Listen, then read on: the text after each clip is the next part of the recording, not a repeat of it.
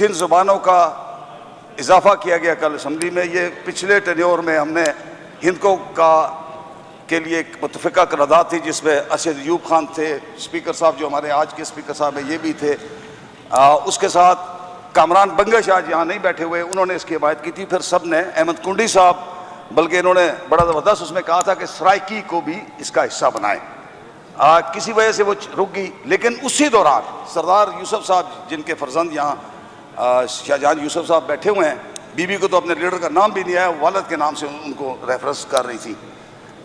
انہوں نے پھر گوجری زبان کے لیے، حوصلہ کرو بی بی، حوصلہ کرو، حوصلہ کرو، حوصلہ کر جاؤ، بیٹھو آپ، بیٹھو میڈم پلیز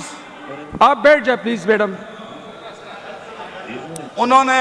سردار یوسف صاحب نے بھی اس وقت یہ مطالبہ کیا تھا کہ گوجری ایک قدیم زبان ہے اور اس خطے میں نہ صرف ہمارے کے پی میں بلکہ یہ برصغیر کی ایک بڑی اور قدیم زبان ہے، اس کی بھی شمولیت ہوئی۔ میں سمجھتا ہوں یہ اچھا اقدام ہے، اگرچہ یہاں ہند کو یا گوجری یا دیگر زبانیں جب سرائکی بولی جائے گی تو سب لوگ نہیں سمجھ پاتے،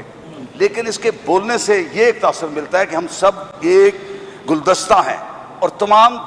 جو کمیونٹیز ہیں، جو لوگ ہیں، ان کی زبانیں ہیں، ان کو عزت دینے والی بات ہے۔ یہ میں سمجھتا ہوں یقیناً یا ہندکوں میں اگر بات ہوگی تو بے شمار لوگ ہیں جو نہیں اس زبان کو سمجھ سکیں گے، سرائکی میں ہوگی یا اسی طرح گوجری میں ہوگی تو شاید بہت، اسی طرح کوہستانی ہمارے کے پی میں تقریباً 3 اضلاع ہیں، میرا خیال ہے کہ اس کو بھی کنسیڈر کیا جانا چاہیے۔ سوات میں کوہستان جو اپر ایریا اس میں کوہستانی رہتے ہیں، تو ہم کوئی بھی جو اس صوبے کا رہائشی ہے، جو اس صوبے کا رہنے والا ہے، اس صوبے پہ اس کا اتنا ہی حق ہے جتنا کسی دوسرے کا ہے، تو یہ اچھی بات ہے۔ ہم ان تمام زبانوں کے بولنے والوں کو میں مبارکباد دیتا ہوں، اور جس نے بھی اس میں ایفرٹ کی، نشاندہی کی، مطالبہ کیا، ان سب کو خراج تحسین کرتا ہوں۔ شکریہ جی۔ شکریہ۔